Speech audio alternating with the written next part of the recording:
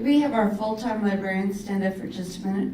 I'd like to recognize our full-time librarians. Not very many districts have full-time librarians, and we have some of the best in the state.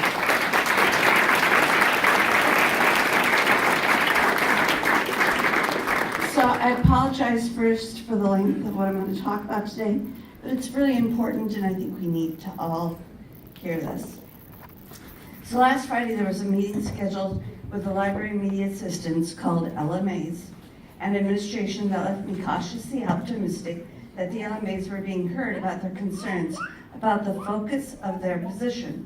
One of their concerns was that the school board be requested to provide them with guidance on the function of LMAs in the district. Libraries are at all 24 sites and are used as libraries, multi-purpose rooms, and computer and maker spaces. LMA duties in the past have been to get books into the hands of our students and maintain the inventory at each site of informational, fiction, and easy or picture books for all grades K through 6. We also serve some preschool.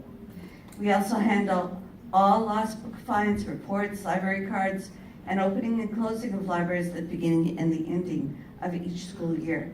There are more duties for both the libraries and the LMAs, but let's just go with this for now. I have heard a lot of talk about turning libraries into 21st century learning facilities, but there's an issue with many of these practices that were meant for junior high and high school and not elementary school, where students are still learning the fundamentals of reading. Elementary students need access to books on a daily basis for reading to improve, and the only way to ensure that students have access to books is to run classes through to check in and out books. If you don't have a regular schedule, then you can't guarantee that all students will get books, and you need to get a schedule in order for 600 to 1,100 students to get books every week.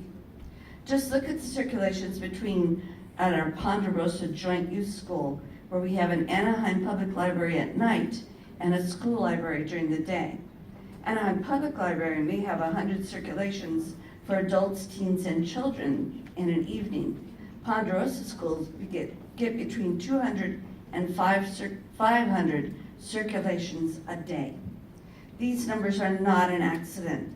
Some students will always check out books, and some students will never check out books unless you bring them to the library every week.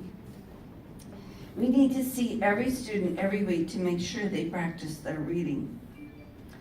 We know that this community is about 95% English language learners, with the 85% free breakfast and lunch. This means that students come to us with limited English skills and need to improve not only their ability to communicate in English, but it is a necessity that they learn to read at grade level. A critical issue is the difficulty our students have learning to read.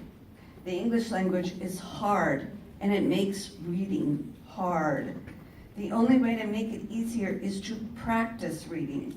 Practicing reading teaches grammar and spelling along with concepts and ideas. The critical question here is the practice of reading and how that is accomplished. Initially, this district spent well over $2.5 million for the accelerated reading program, and it did raise scores, but it was supported by teachers, administrators, and librarians. But most of our students never get above the second level because, one, many of our teachers do not get enough support in how to effectively manage the program, and two, many of our librarians do not get the support from our teachers to utilize the program correctly in conjunction with the library. But how do we measure reading practice? This is where accelerated reading excels. It is an easy way to determine if a student is practicing reading.